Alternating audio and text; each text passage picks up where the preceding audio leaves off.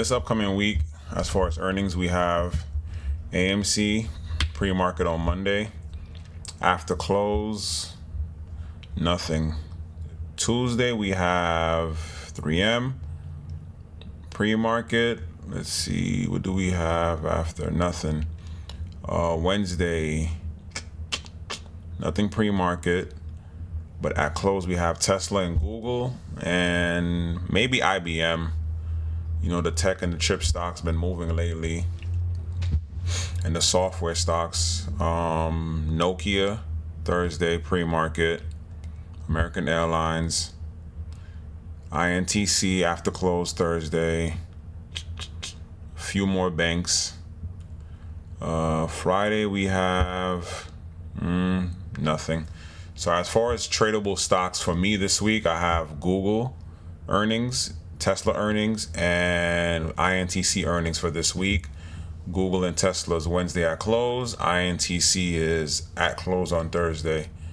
As far as data for the week, we really have nothing major Monday. Tuesday we have ADP and employment change, nothing crazy, 8:15, so that's really nothing.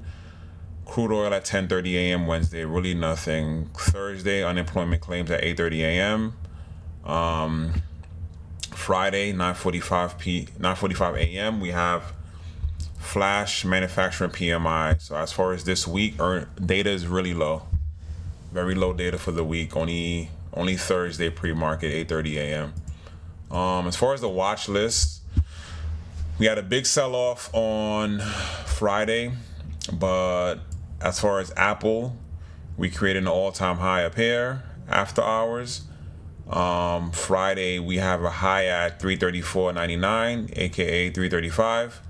I will be watching this high or any high above this for entry for another breakout. As you can see, we have a double bottom for the body of the candle, well, kind of close to the wicks also, but double bottom recovery, and this look like it's ready to bull flag for a newer high. Next on my watch list, nothing crazy. Slight recovery from Nvidia, but I will be watching this 198 level that we created on Friday. See what happens. It will be entering this consolidation zone. We have a small gap in this area, nothing too crazy, but I will be watching this area for entry. Next on the watch list, MU. MU has a gap also, double top rejection. We pull it back down. Maybe a bear flag continuation. Let me check the daily. Yeah, we have a head and shoulder on the daily time frame. Head and shoulder. Boom. Yeah, head and shoulder on the daily time frame.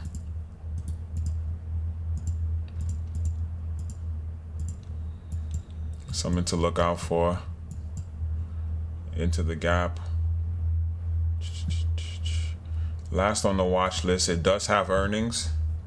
But with the new 0DTE contracts on Monday and Wednesday, I would assume the contracts will be cheaper and move a little bit better as far as if the contracts was to expire on the Friday and we were playing on a Monday. So as far as Tesla, we're entering back into this consolidation zone.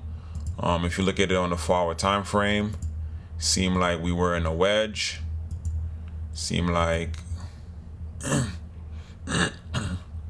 we rejected this wedge on the forward time frame, this downtrend.